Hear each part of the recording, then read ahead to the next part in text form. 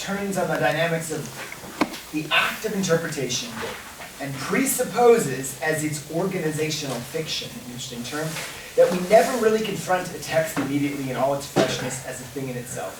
Texts are always already read. We apprehend them through sedimented layers of previous interpretations, through reading habits, through categories from inherited interpretive traditions, blah, blah, blah, blah, blah, blah, blah. And in fact, again, even if you've never taken a literature class in your life and you've never heard anyone analyze a piece of literature, et cetera, just by being fluent in the language you were reading, you would already bring so much baggage to bear on whatever text you're bringing to bear. Okay, so that's a claim. Anyone want to raise either a question about what he means by this? This is, again, his opening paragraph. A question by what he means about this, or anyone want to disagree? Or does anyone think, maybe not disagree, I mean, remember, he calls it an organizational fiction. Does anyone want to raise the possibility that there's something misleading about what he's saying?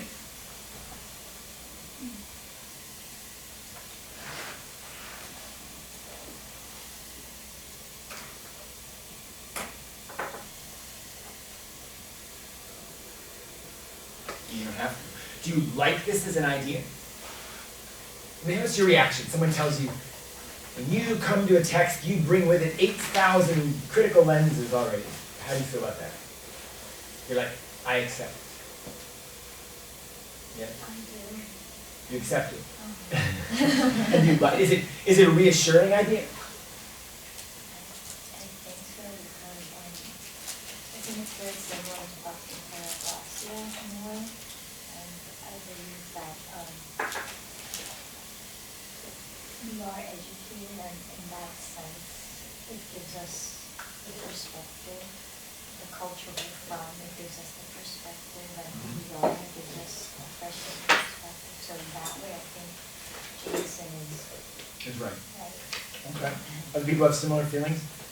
Does anyone feel, well, this will be one of the questions for Jameson, in a sense, is what do you do with that fact? So that you aren't, as it were, just a puppet of all these, in other words, he's not describing a world where everything will be predetermined, as it were. It's not some deterministic universe where everything is, you're just a puppet. So one of the questions is going to be, what do you do with this knowledge? Right, this sort of negative knowledge of, well, I'm already bringing so much to bear, I never just directly confront the text. One thing, just as a side, you might, as a way of using this for your own purposes in life, the next time you see somebody pretending to, as it were, just start with the text or something like that, you might ask, where are they kidding themselves? How are they lying? How are they lying to themselves? Or, and just see. I mean, it can be difficult to identify these things, but it's good exercise. And this is partly why I was raising this question of sort of casual reading, serious reading, or something like that. The very fact that you're reading something you call literature already brings with it so many assumptions. Right? We say, oh, it must be serious, it must be important, it has a meaning. Right? If I give you the train timetable and I say, do an analysis of the train table, now, Bart may show you how to do that or something like that, but you might not think that there's some special meaning behind the times of the trains other than when they arrive and depart or something like that. Now, we could easily complicate that. We could say, no, actually, it's a sort of meeting out of the bourgeois workday, and it shows you the structure of ordering of that. But whatever. The point is, you might not immediately think that. You might think, well, it's the weather report. Here's the weather report. I mean, that's, again, since you've read Bart, you think, weather reports themselves are very odd. Partly, first of all, because, why do you need them? But maybe that's not. Yeah, but because something's literature, it assumes it has some meaningfulness. It assumes there's something for you to do. Right? It assumes, that's actually another way to put it, interpretation is presumed. Right? That in itself is already a big presumption. And in a sense, what it presumes is the text doesn't just mean what it says, that's why you have to do something. Right? If it just was like a clock, it means it's 11:40 because it says 11:40, then you don't have to interpret 11:40. But the assumption is there's something you have to interpret. Okay. So here we are. Then he says, argue this is the page, Roman numeral 10, the second page of the preface, the priority of a Marxian interpretive framework in terms of semantic richness. Marxism cannot be defended as a mere substitute for other methods. The authority of the method springs from their faithful consonance with this or that local law, blah, blah, blah, blah, blah.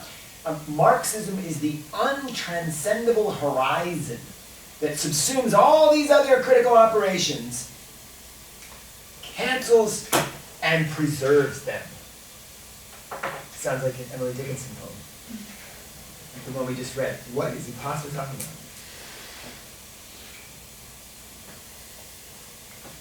What's that mean?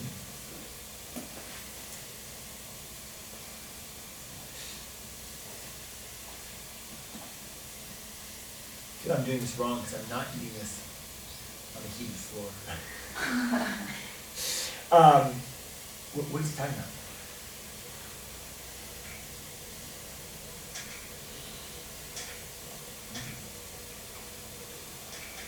This is really good.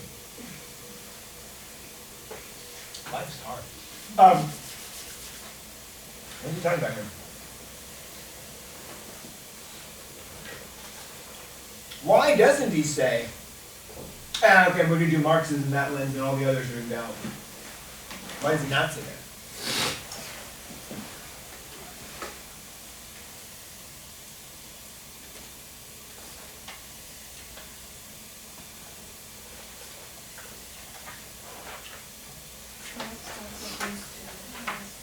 His general philosophy of dialectics, in that it's about achieving a higher synthesis with what seems what's the right word? Discordant. Yes. Okay.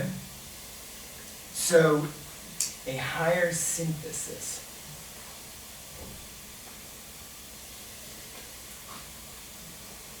Excuse me while I make a mess.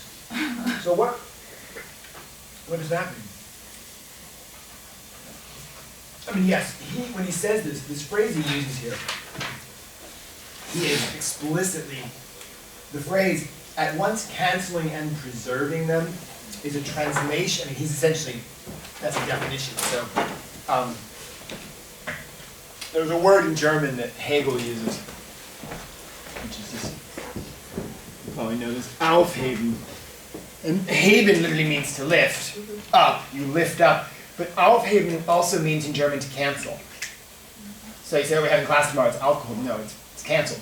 So this word has this weird sense of lifting up and preserving, but also canceling.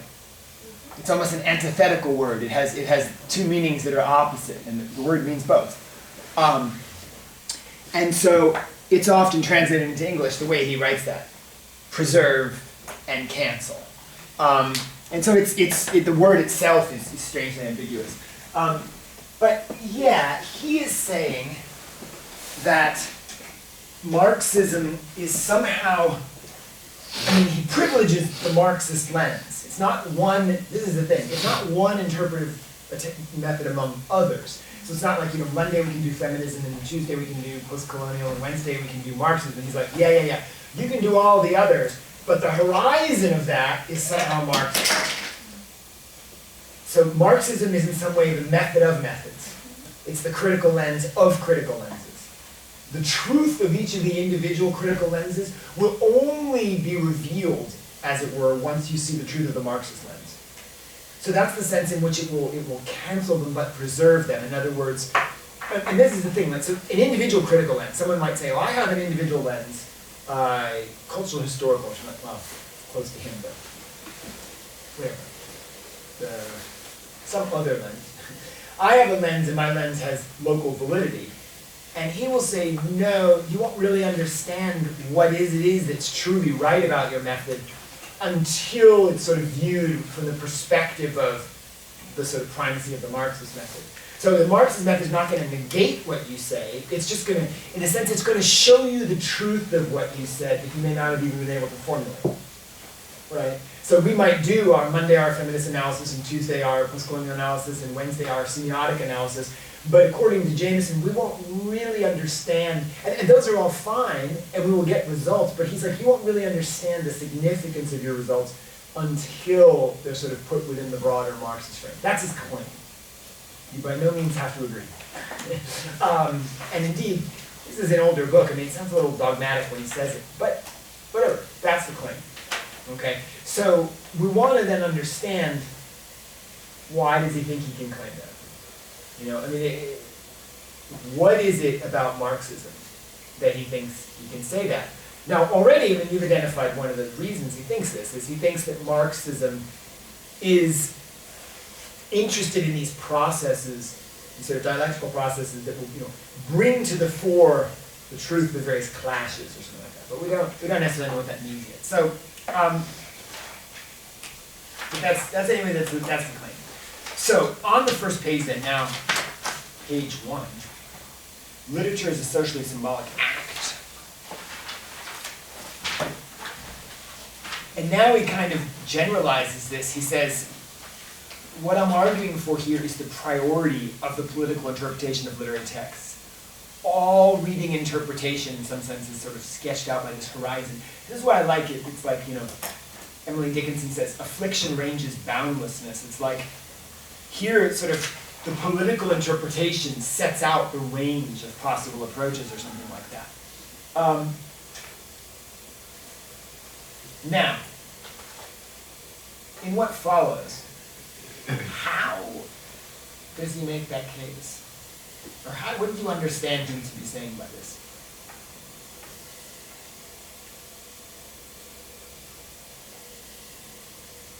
Or why, how does he make an argument for the primacy of the political?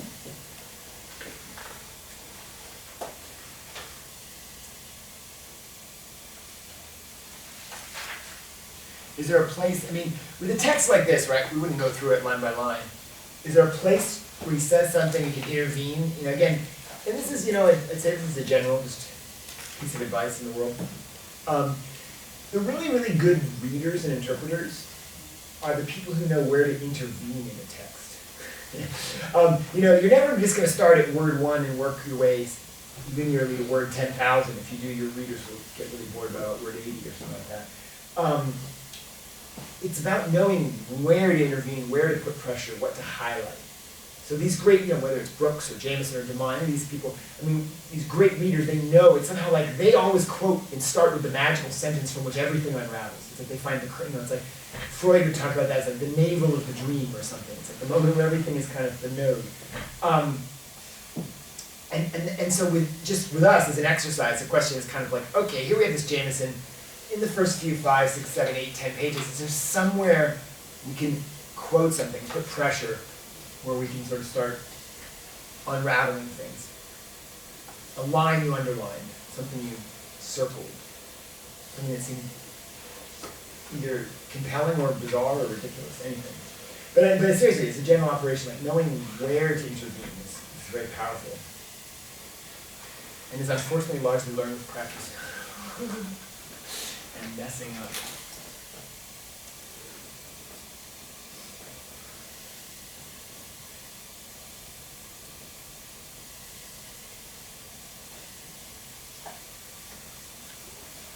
I mean, I can pick a place, but that's boring. I have more experience. It's more interesting if you guys pick a place. Pick a sentence, any sentence.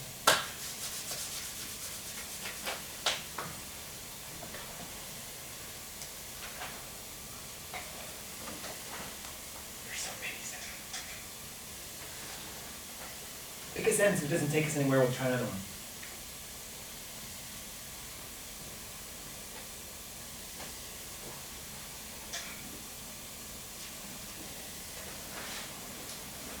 You guys are on strike. It's one of very well-known parts. You know, there are many well-known parts. On page 35, the history is not a text that has. I don't even have page 35. Before this diagram. Oh, before that? Yeah, before. Oh, so the numbering is different. Okay. What's the how's the paragraph begin? It's end part of the previous, the connecting purpose. Yeah. All right, just read the sentence. Wait, yeah. That after poem, that history is not a text, not a narrative, master or otherwise, but that as an absent cause, it is inaccessible to us, except in texture form, and that our approach to it and to the real itself necessarily passes through its prior textualization, its narrativization, and political and conscious. Great, yeah, so this is page 20 in the Xerox that I gave you guys. History is not a text, not a narrative, but as an absent cause, it's inaccessible to us except in textual form. Our approach to it, to the real self, passes through its prior textualization. All right, famously quoted, so you see this quoted a lot. So what's it mean? Is it like, or in the context of a post-structure thinking that we collected access to the culture or some, like we talked about test and contest, so. Yeah. Right, so we can read history only by really how it is textualized, or we can even read through the something inside there, something political unconscious through the textualization, or how it has been discursively practiced, or. But, well, so he's, I agree with that. I mean, he's refuting the idea, as it were, not refuting, but he's saying we're not going to say history is a text. Now, what would even be the position before that? I mean, what is and this is when we start talking about the word history, it gets very complicated because we throw this word around a lot, but what precisely do we mean? So, there are various words. One, the words we throw around the most without ever asking what you mean, history is up there. Language is even more common. So, what's the claim about history that comes before history is a text? Like, what's even like, so well, first of all, someone says history is a text. I think you've just described in a certain way history as a text. That is to say, history as a sort of, and then it goes back to our heteroglossia, it's a concatenation of various discourses, and we study their forces and so on. What's the, like, history is not a text argument? Not his, but the one before that. Like, what is history as a text trying to refute? Imagine the three positions. There's history as a text, his version of history is not, but what's before that? What is you say, no, history is a text. Who are you refuting? Anyone here, you guys have taken history classes, right? No? Ever? A little bit? So when you took a history class, they tell you history is a text. So I'm wagering. master narrative of text, London narrative of text, written by the Victors. right. Yeah. But that's even already a step on the way to history as a text. You know, what's the like history's not a text version? Yeah. History could be architectural objects or like relics or something from the past. But those can certainly be, okay, relics. Yeah. Those can certainly be, I mean, you can certainly read those. But that's not what and people say, I mean,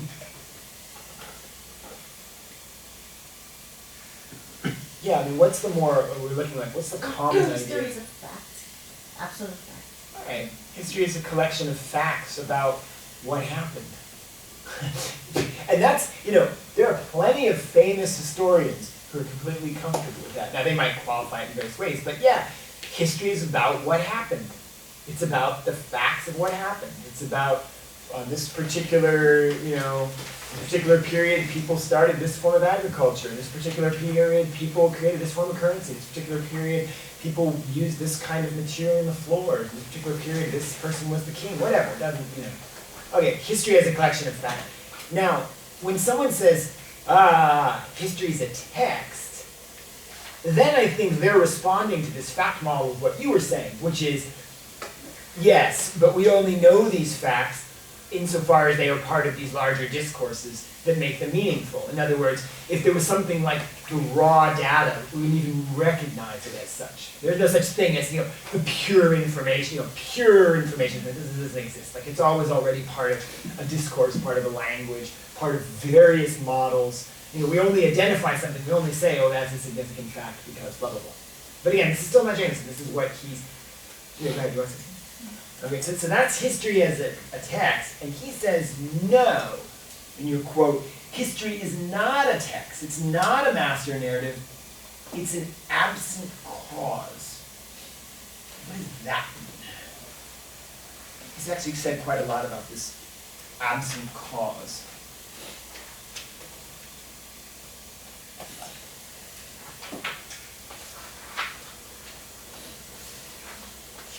I think you can only understand that if you understand Althusser's concept of structural causality. All right, let's talk about that.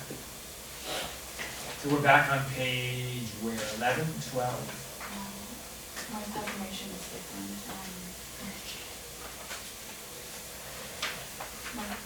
The part where he has the long quote from Althusser. Oh yeah. So the first section. Yes. Yeah, section 1, so page 8 in the Xerox.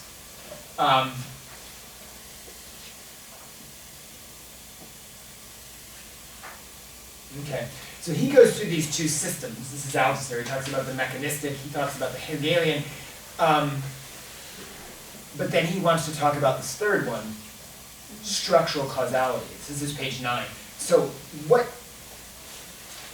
maybe we should, let's do all three, because this is going to be very central. Now, so we have three models. Number one is the so-called billiard ball cause and effect. And that, do not underestimate, right? That is a very, very, very prevalent model of effectivity, right? Cause and effect. X happens, it affects Y. We all rely on this model 10,000 times a day, right? You can't just imagine, let's toss it out the window or something like that. But we are totally, you are taught this kind of Newtonian cause and effect from earliest childhood, right? This is an ideology that's just drilled in you from earliest childhood. You believe in cause and effect, right? You still believe in it. No matter how much Althusser you read, you believe in cause and effect. Now, the question is where it does and doesn't apply. So if you're playing pool and you want to make, the one ball move and you hit it with the other ball, certain philosophers would say that's just correlation, not causation, but you're going to believe that hitting the ball with a cue ball will be cause and effect. You may not, however, think that's relevant for political philosophy or something like that. So that's sort of more the issue here. So, cause and effect is one. What's the second one?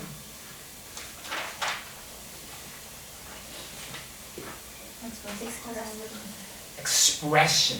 And what does that mean?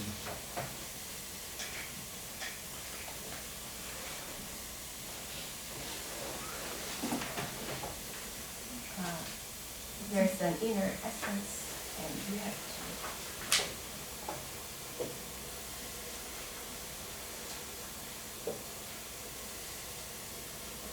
Something can be reduced to an inner essence. Actually, the parts that combine the essence actually contain that essence within them already. So that's why he also, when he talks about history, he talks about periodization. That's how we conceive history in the Victorian age. This specific features, like other periods or something. Okay, absolutely. So so you might say the Victorian age, there's an essential, and again, the essence can be something complex, it can have many features, but there's an essence of the Victorian, and it is somehow expressed, it is manifest. And that's what we look and say, oh, that was the Victorian period, somehow the manifestation of this particular essence. And he calls it, Now, the third one, however, is going to be, this is on page 9, the last paragraph of this long quote. He says the structure. So now we're talking about structure. And remember, we've been talking about structure all week. One of the first texts we started with was Cleon Brooks using that word structure. And again, remember what he did with the word structure. Like he started out with the word structure, and basically, each time he used it was sort of to say, I don't know what structure is. Structure had this weird kind of quality for him. He was always giving another name to it. But here, we're going to say this is structure. The structure is not an essence outside the phenomena, which shapes them or forms them.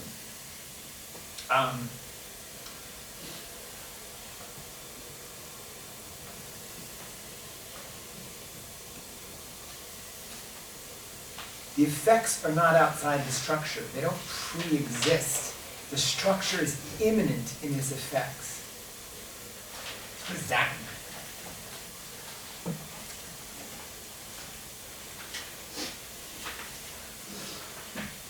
So you could have different, well, there's different ways we could draw this, right?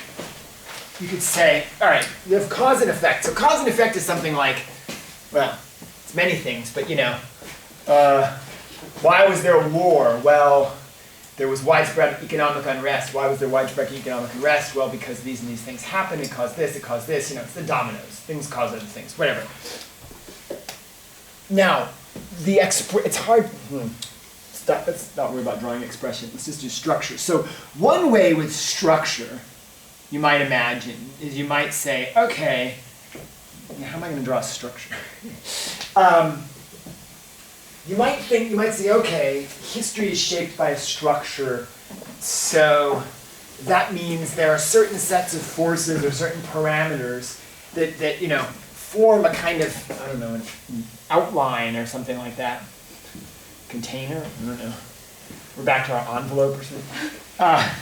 Or container. And they, you know, these sort of form the horizons of what's possible. And they thereby, or even like, you know, like an ice cube tray, you put the water in, it shapes the ice. I don't know. You can draw this in various ways. But the idea there would be that the structure is somehow outside of what's actually happening or something like that. That, you know, that the structure in some sense is almost transcendental. It stands outside of, it creates something, it shapes things, it forms them. But in this model, again, this is not his model, this is just our fantasy. This is our straw man, the straw man model. But the structure itself is not part of what's going on. Now, Jameson, with Althusser, is specifically arguing against that. Instead, we have this so-called what? What do they basically, I mean, in a sense, he basically collapses the distinction between the structure and its effects. So the structure is only its effects. And they call that the absence. So in other words, we just have a two-step model, cause then effect. It's like it's collapsed. You have only effects, and the cause is everywhere and nowhere. So it's sort of paradoxical in that sense. First of all, does that make any sense to anyone? Is that an attractive idea? Do you like that idea for any reason? What is useful about that idea?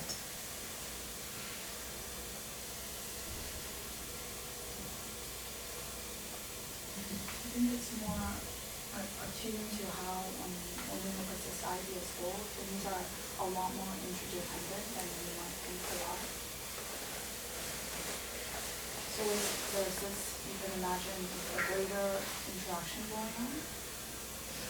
Okay, so this model is a little less crude, potentially. It's a little less A than B. It's maybe more multidimensional. It gets outside some of the metaphysics. In other words, like when you sort of say, like, you know, you have an essence and the essence is expressed, it's like, that all sounds very abstract. You know, where is this essence and so forth? You know, how do you know, where is it in the ethereal world or something like that? What sustains it? You know, what keeps the essence from changing? Whereas in this model, at least you see everything as always kind of being transformed and so forth.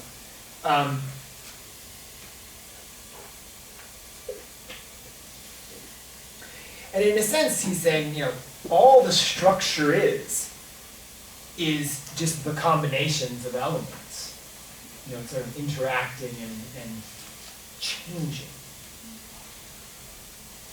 I'm sorry, just to clarify that, Yeah. is it safe to say that because as you said, it's opposed to a kind of metaphysical notion or something that transcends the actual relationships of things, is it all material then? Is that how it works, or? Yeah, this is a good question.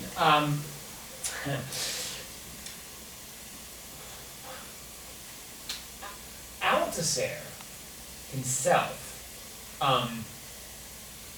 was interested in getting away from the idea of ideology as ideas. Does anyone know this essay of Althusser? There's an essay he wrote called Ideology and Ideological State Apparatuses. Have you heard of this? No. You're up on Althusser.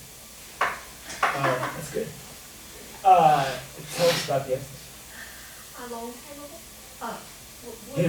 In a land far, far away. Well, okay, so but, like, when we were reading Adorno yesterday, even in Adorno, he was talking about ideology as sort of falseness, right? False ideas or whatever. And Althusser is, in a sense, the question you've asked is precisely the question that concerns Althusser. In other words, Althusser wants to work with, this notion of a structure that's not a structure. But then for a Marxist, the question that immediately arises, well, what about the relationship between the material and whatever, the mental, the intangible, what goes on? And ideology is a problem there, because ideology seems to be about ideas. And then you say, well, wait, where do ideas fit in this model? If we have all these effects, are ideas effects? And if so, what's the relationship between those ideas and, the forces of production, or, the steel, or whatever? So Althusser has a solution, it's kind of ingenious. He says, he doesn't want you to think about ideology as different ideas. So my ideology is, individual liberty is paramount or something. Whatever. Althusser says, no, he wants you to think about ideology as what he calls material practices. And what he specifically means by that is he says, ideological systems are the systems whereby we are given our identities as subjects within the system. You say, well, that sounds really fancy. How does that happen? Well, actually, it's very simple. So you come to class, you call roll, say, Fred, and Fred says, here. According to Althusser, at that moment, Fred is, and his word is, interpolated. You become a subject. You answer the call. Right? You're walking across campus, a friend sees you. They yell, hey, Fred. You say, hey, back. You've been interpolated. You've answered to your name. You've been called into being. And what Althusser says is, he says that the systems of the state, the ideological apparatuses, are constantly interpolating us. And it is in virtue of, and again, you might think, they give you a driver's license, they give you a tax form, they give you a birth certificate, they give you, you're given a name when you're born. And the very first, like when your parents decide on your name before you're born or something like that, that's the first moment that you're interpolated, according to Althusser. And the idea is you're interpolated, it doesn't just happen once and it's done, it happens hundreds or thousands of times a day. So every time you send a text today and your friend sees it's you and respond, you've been interpolated. Every time you look at an email, every time you take a selfie, every time you are identified as being this whatever, that Althusser says those rituals of the society, that he says is ideology. And it's literally material practices. And so that's he doesn't say that in this text here, but that's the result of precisely the question you're asking. In other words, Althusser wants to get away from this notion of arguing over true and false ideas. So instead then of saying, oh, do you have a true or a false ideology of the subject? He's like, I don't care about ideas and opinions. I care about the actual practices whereby you are made a subject over and over every day. And his most famous example is you're walking down the street and the policeman yells, hey, you! And Althusser says, you will turn around. Even though you may be, you didn't just rob a bank, hey, you will turn, and the moment you turn, you answer the call of the state. Now, actually, Judith Butler wrote something very interesting about that. She's very obsessed with Althusser, for reasons you might imagine, in terms of how you're interpolated by gender. And Butler wrote this interesting thing where she says, and she actually said this in class, she said, there's something in Althusser is almost like a kind of primordial guilt. Like the very fact when the cop goes, hey, that you do turn, it's like you think you're being guilty here. And guilty here just means you're open to being called into being. Like existence, literally it just means you're open to answering to your own name. You're guilty. You're guilty of existing. Existence is a kind of guilt here in a funny way. Although Althusser is not, he wouldn't put it that way. But that's his solution to this problem of, what happens to ideas, is that he says, let's think of ideology less as these thoughts floating around in our brains or something like that. Let's think about ideology as the actual ways in which you were made a subject over and over every day. It's a very influential argument. A lot of people really pick that argument up and run with it. Another example Althusser uses is in Pascal. Pascal has this thing where he says, it's a kind of behavioralism. He says, kneel down and pray, and you will believe. In other words, it's the act of praying that will generate the belief, not, oh, I prayed because I believe in God. It's rather, because I go through the ritual of praying, I will believe. So again, it's the privileging of the ritual, as it were. But according to Althusser, like all of daily life is basically this ritual. It's a large part of what goes on. Every time you sign a check, or checks in every time you type in your PIN number, or every time you swipe your card, whatever, every time you pay someone for a service, all these things, you're being interpolated. And that would be part of this structure of it, this all affects. There's no core essence of you that's organized. So that's the way to think about it. It's not like, okay, there's an essence of Jan that every day gets expressed in 100 effects or manifestations of Jan. Jan is simply this sum total of these rituals that go on every day. That's the set of ritual effects. That's Jan. So he's not an essence. Jan's not a cause that creates effects. He's just this collection of effects without a cause, almost, as it were. But it's only in virtue of these effects that there is a Jan. Right? If somehow these rituals whereby Jan was interpolated stopped, then there would be no Jan. He would just disintegrate. And then he would get no snack. See, when I say snacks, you bring a snack, I'm interpolating. Don't knock it. Interpolation is better than my thing. Okay, so back to Jason. That was like a digression, but that's okay. That's why we're here. So we have this idea of this structure without structure, as it were.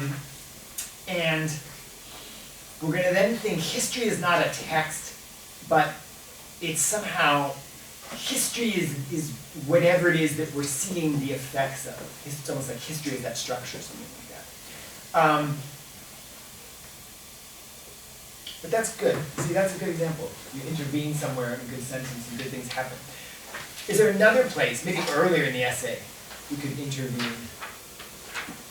Another sentence that might help us work out what he's doing?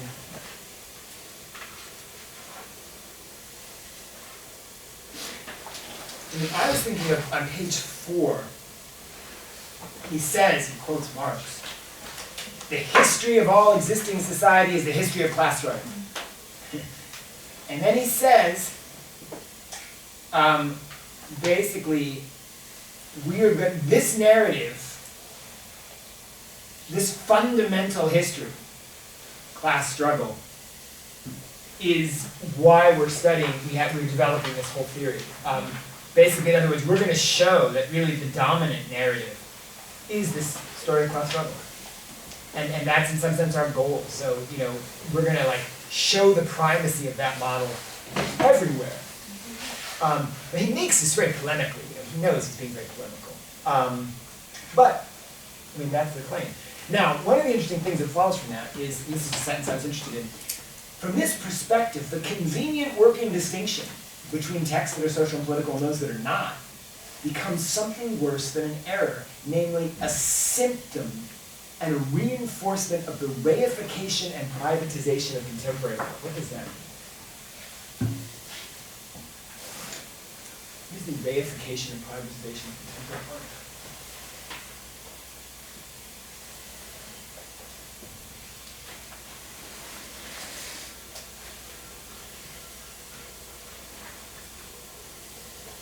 It's reification.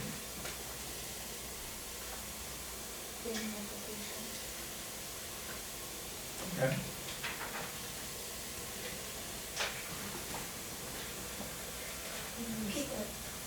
Yeah. That means that we set a certain value into things that, even though we cannot exchange products on the market, but we think in that way.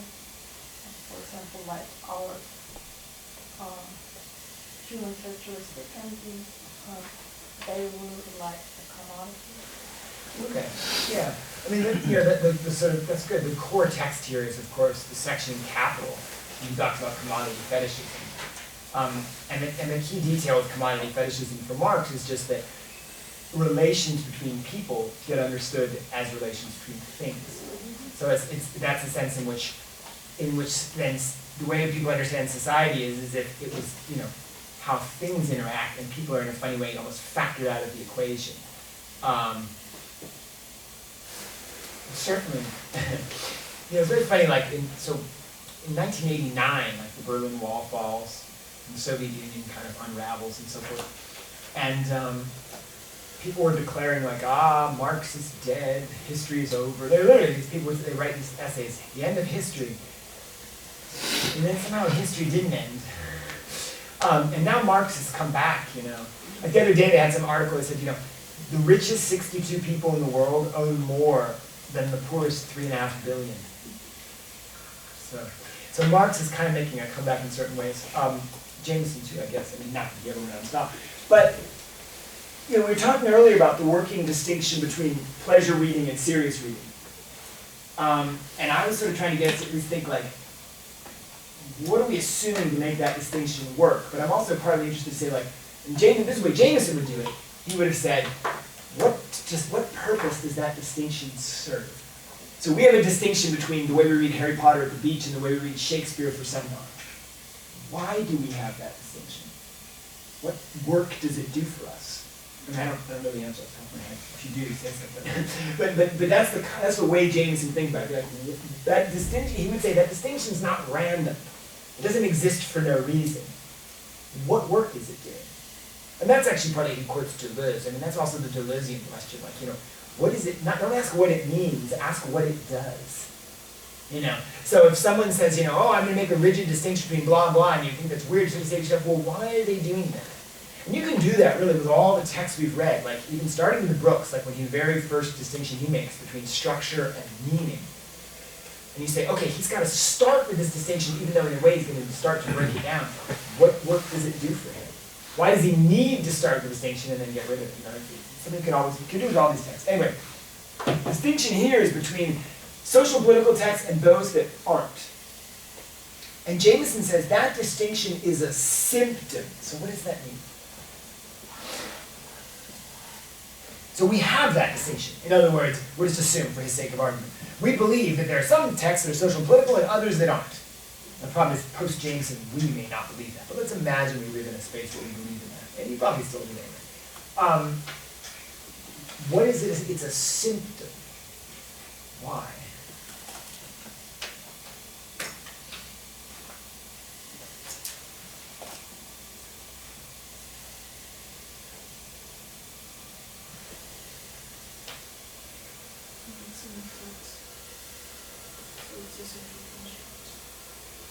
It's a social construct. So the distinction between social and political and non-social and political text is a social construct. Okay? And therefore the distinction itself is political. Okay? But why is it specifically a symptom of the reification of contemporary life and privatization? Which, again, he wrote this long ago, but people would argue today that the privatization of life continues even faster and faster and faster. People are selling the air now, right? First they were selling the water, now the air. You can buy clean air in Beijing. Everything's privatized. Why is that distinction a symptom?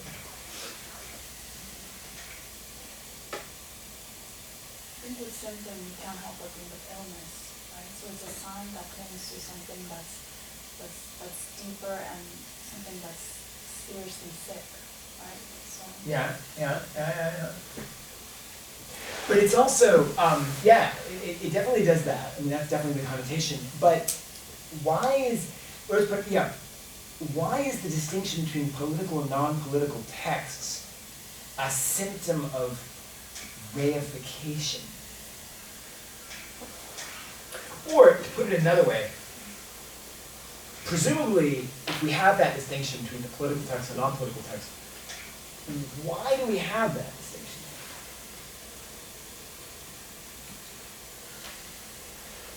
What does it do? Why do we believe in that? He's saying it's false that all texts are political. But why would we not want to get into that? Why might we say, well, actually, there are some texts that aren't political. Why would we not want to give up on that possibility?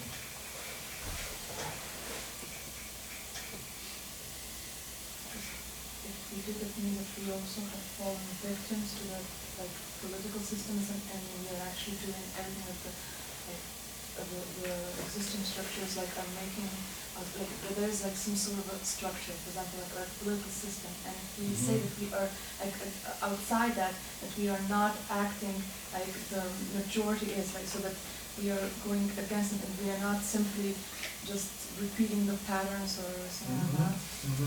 Okay, so that would be sort of like a version of Adorno's argument. So we're saying we have this distinction because otherwise, if the political is sort of omnipresent, but I'm not sure. Political here doesn't necessarily mean the ruling forces, but so if someone says everything, so Jameson says all is historicized. So someone says, you have a friend, they say everything's political. You yourselves have probably at some moment or another made this argument. Everything is political. Okay, you haven't made this argument. You have. Everything is politically centered. And why might we resist that?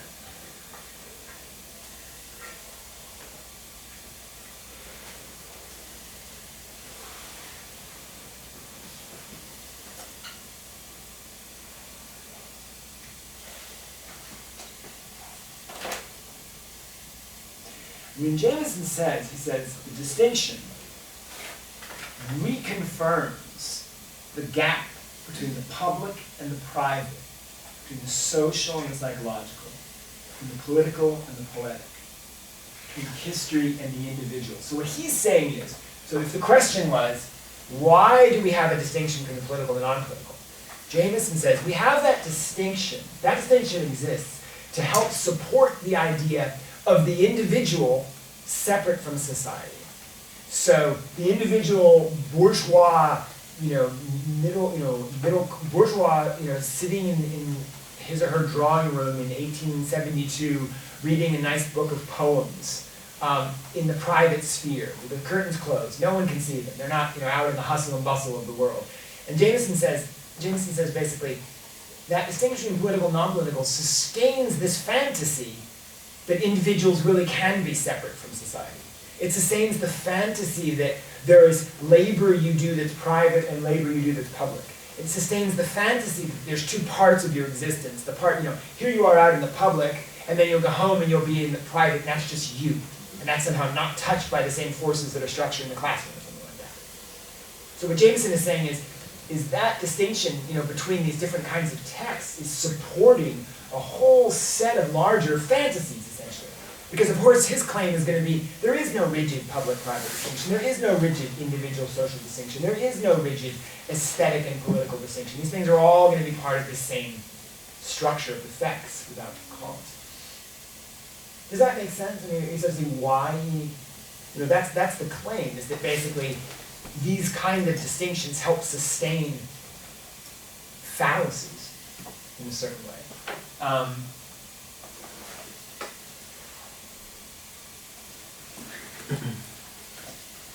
He also says, it even goes so far as he says, a distinction between political and non-political text alienates us from language itself. Right? We believe in kinds of language that don't actually exist.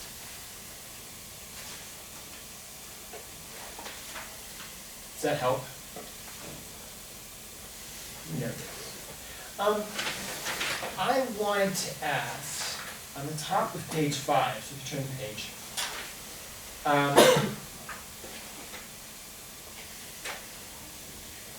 he says at the end of the paragraph that begins page 5, the only effective liberation begins with the recognition that there's nothing that's not social and historical, that everything is, in the last analysis, political. Would Adorno agree? If we're having a pop quiz, that would be my question. Do you have pop quizzes? Probably not. Pop I quiz. think that's Sorry. It's the end of the paragraph. The paragraph that follows begins the assertion of a political unconscious proposes that we undertake just such a final analysis. It's right. It's where the Foucault footnote is right there. Do we have the page? So yeah, the question is, does Adorno, would he agree?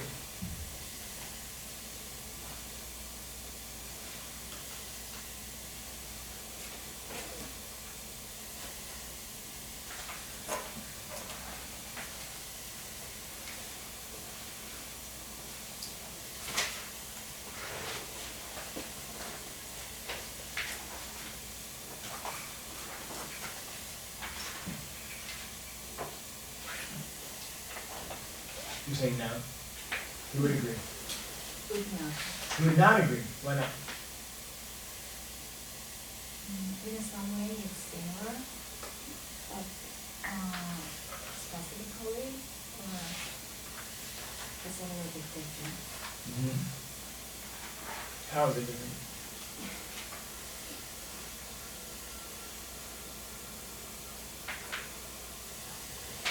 I mean, I'm thinking, when Adorno says,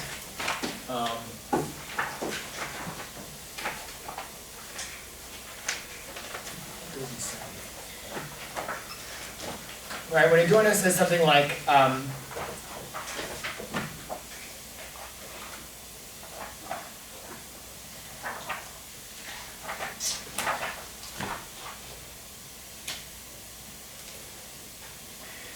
the greatness of works of art consists in the fact they give voice to what ideology hides. Or he says,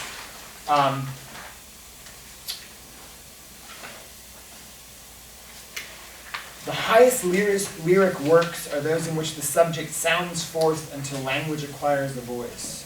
The lyric is most deeply grounded in society when it does not chime in with society. The lyric is always a subjective expression. It's these very things. Would Jameson be okay with that? So what page? I was just picking random comments. Oh, okay. But there wasn't one of those in particular I cared more about. But yeah, I'm just wondering, like, is Jameson on board with Adorno, or is he doing something different?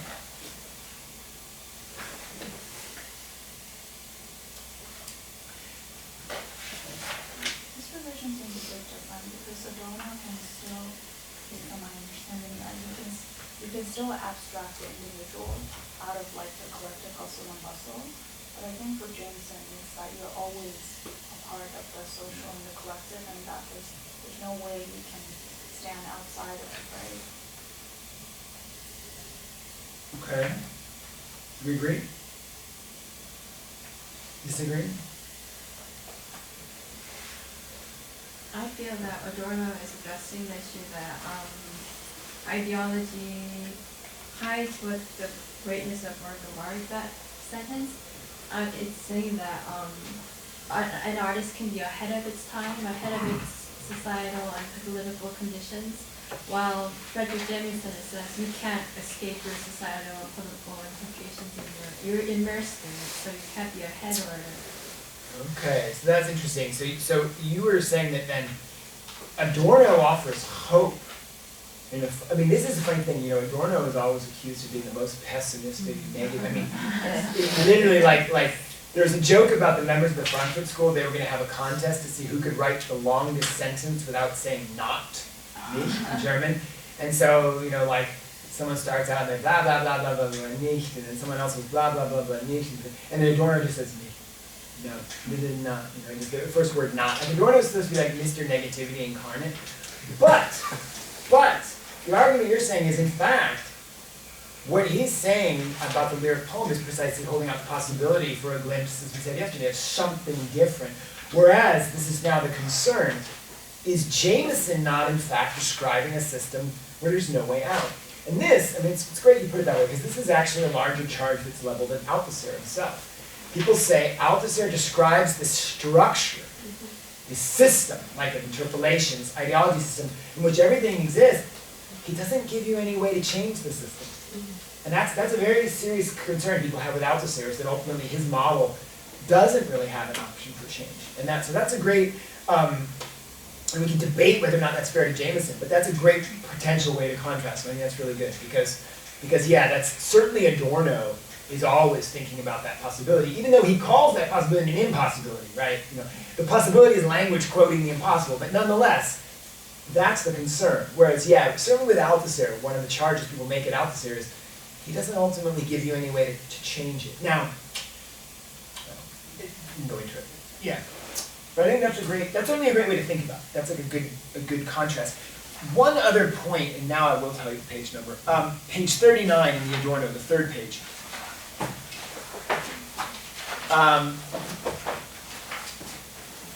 He's talking about how you're going to see that the entirety of a society, conceived as this contradictory unity, is manifest in the work of art.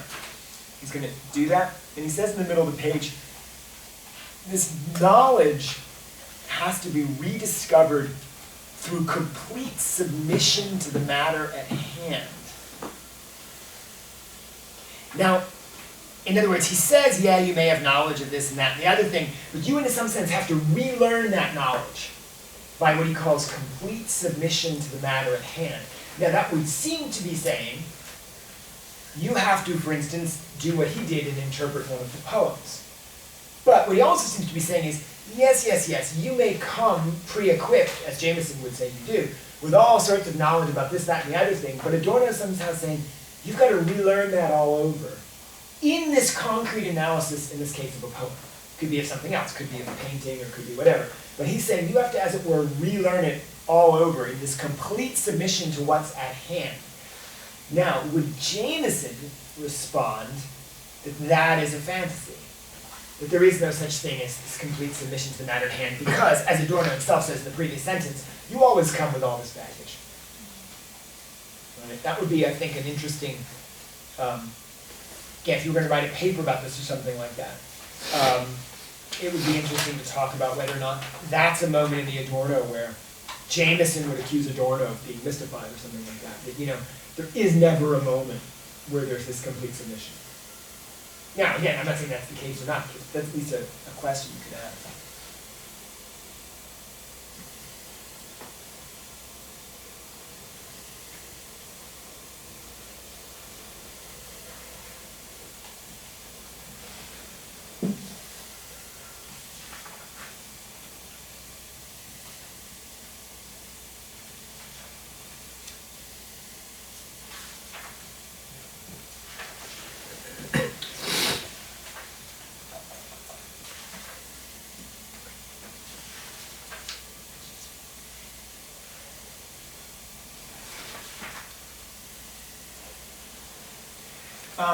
If we go now to page 19, so this is just after footnote 17 about Balabar, if you have different page numbers. Yeah, just after footnote 17, and the paragraph begins, the conception of the political unconscious outlined in this book is an attempt to cut through particular dilemmas. He says, if interpretation, in terms of expressive causality or allegorical master narratives, remains a constant temptation, it's because these master narratives have inscribed themselves in the texts as well as in our thinking about them. And so in other words, he's saying it's not just that we have these master narratives unless we go find them everywhere. That would be the deductive. He's saying, no, actually you can be empirically finding them one by one, but that's because those narratives are in the texts. In a certain way, he's saying there isn't such a clear distinction between the texts and our ideas about the text, or something like that. But now let's, in our remaining time, let's try to think about one more of these Dickinson poems, and let's try to do it with an eye towards what baggage we're bringing. So shall we do the one about the funeral in your brain? Let's do that. Which we sort of have to read aloud because it is very much a rhythm, which is what the poem is about. Anyone like to read?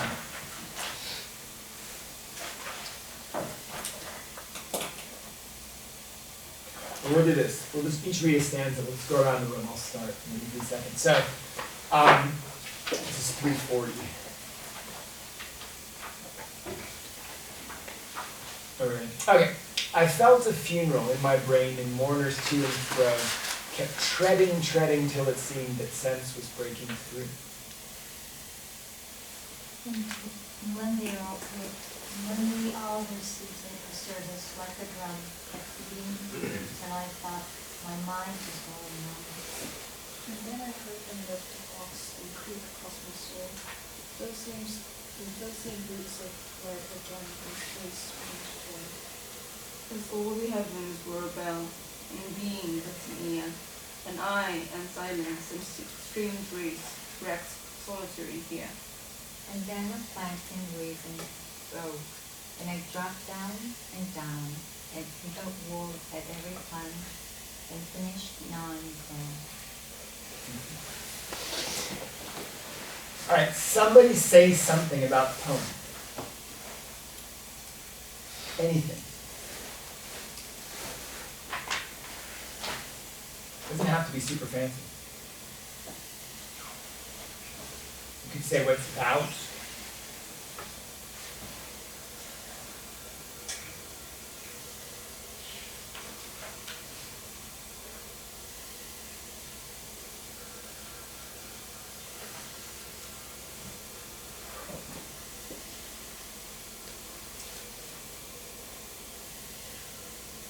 I think the poem itself is very heavily relying on your senses and how perhaps the sense of self can affect your knowledge. Okay, great, great. So the poem is relying on the senses, and which ones in particular? Okay, so sounds, repetition of sounds.